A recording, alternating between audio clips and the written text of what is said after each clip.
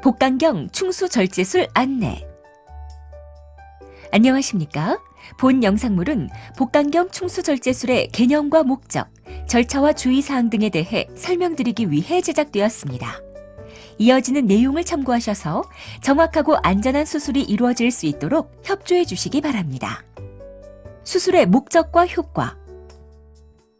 사람의 소화관은 위, 소장, 대장, 항문으로 이어지며 대장이 시작되는 주머니 모양의 부위를 맹장이라고 부르고 맹장의 아래쪽에는 가늘고 긴 충수가 달려 있습니다.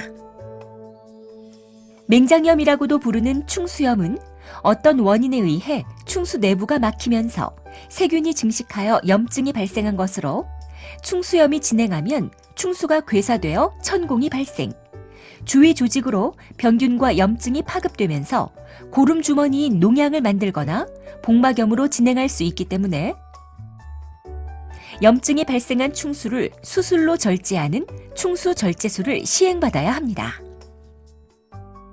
복강경 충수절제술이란 작은 피부절개를 통해 복강경과 수술기구를 삽입하고 이것을 이용하여 염증이 발생한 충수를 절제하는 방법으로 기존 개복수술에 비해 수술 상처가 작고 통증이 적으며 환자의 회복과 일상생활 복귀가 빠르다는 장점이 있습니다. 수술 전 주의사항. 충수염의 특징적 증상이 뚜렷이 나타날 경우 의사의 진찰 등 임상소견만으로 충수염을 진단하고 수술을 결정할 수 있으나 증상이 애매하거나 증세가 심하여 합병증이 예상되는 경우 등에서는 복부 초음파나 CT 등 추가적인 검사를 시행하기도 합니다. 수술은 전신 마취하에서 시행되며 마취나 수술 중 음식물이 기도 내로 흡인되는 것을 방지하기 위해 8시간 이상의 금식이 필요합니다. 한편 환자의 금식 시간이 충분하지 않을 경우에는 항생제를 투여하면서 기다렸다가 수술을 시행하기도 합니다. 수술 과정과 방법. 마취가 유도되고 소독과 수술 준비가 끝나면 의료진은 배꼽을 통해 바늘을 찔러 넣고 복강 내부에 이산화탄소 가스를 주입하여 수술을 할 수 있는 공간을 만듭니다. 이어서 복부에 작은 피부 절개를 통해 대롱 형태의 투관침을 삽입하고 이곳을 통해 복강경 카메라와 기구를 삽입합니다. 의료진은 복강 내부를 카메라로 관찰하면서 수술기구를 이용 염증이 발생한 충수를 박리하고 충수의 뿌리 부분을 묶은 다음 절제합니다. 절제된 충수는 절개창을 통해 복강 밖으로 꺼내지고 의료진은 상처를 봉합하여 수술을 마무리하는데 필요시에는 고름 등 지저분한 액체가 고이지 않도록 배액관을 삽입합니다.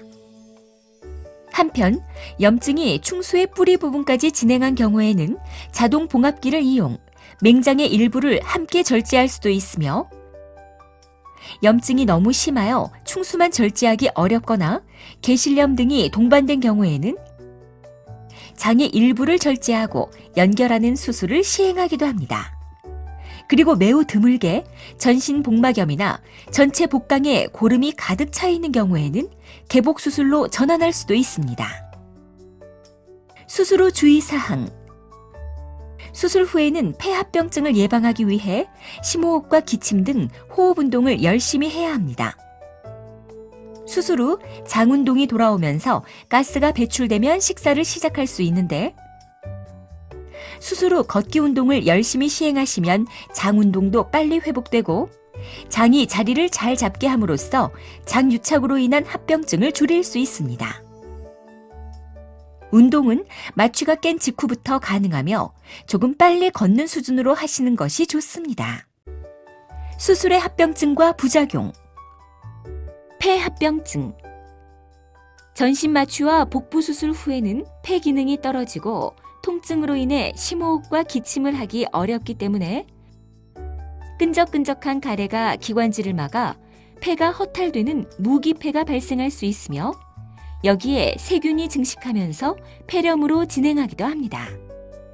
이러한 폐합병증을 예방하기 위해서는 심호흡과 기침, 조기 보행 운동으로 가래를 배출하고 폐 기능을 회복시키는 것이 중요합니다.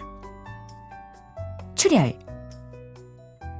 드물지만 수술 상처나 충수를 절제한 부위에서 출혈이 발생할 수 있으며 이러한 경우에는 지혈을 위한 조치가 필요할 수 있습니다. 감염. 충수염은 대장 속의 세균에 의해 염증이 발생한 상태이므로 수술로 충수를 제거한 후에도 일정 기간 항생제 치료가 필요합니다. 하지만 일부 환자에서는 수술 상처에 염증이 발생하거나 수술 부위나 장과 장 사이 등에 고름 주머니를 형성하는 경우가 있으며 매우 드물게는 충수의 뿌리 부분이 괴사되면서 문합 부위가 붕괴되기도 하는데 이러한 경우에는 항생제 치료와 함께 배액관 삽입이나 2차 수술 등이 필요할 수도 있습니다. 장 유착과 장 폐색. 복부 수술 후에는 정도의 차이가 있긴 하지만 거의 대부분 환자에서 소화관이 서로 들러붙는 장유착이 발생합니다. 대부분 복강경 수술 환자에서 이러한 장유착은 특별한 문제를 일으키지 않습니다. 그러나 일부 환자에서는 수술 직후 또는 심지어 수십 년이 지난 다음 유착된 부위로 인해 장이 꼬이면서 막히는 장폐색이 발생할 수 있습니다.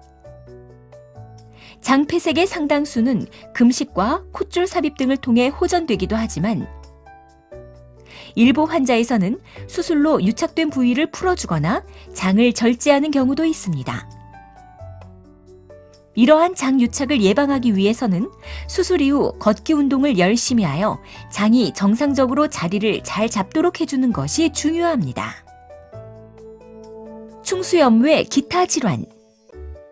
대장과 소장, 난소와 나팔관 등 충수와 인접한 장기의 염증은 충수염과 매우 유사한 양상을 나타낼 수 있습니다. 특히 대장의 일부가 주머니처럼 늘어나서 발생하는 개시염의 경우에는 재발의 가능성이 있으므로 두세 번 재발하거나 출혈, 천공 등의 합병증이 발생하면 개실 절제나 장 절제 등 수술적 치료가 필요합니다. 한편 매우 드물지만 수술 후 조직 검사에서 종양에 의해 충수염이 발생한 것으로 확인될 수 있는데 이러한 경우에는 수술 등 적절한 추가 조치가 필요할 수 있습니다. 지금까지 복강경 충수 절제술에 대해 설명드렸습니다. 감사합니다.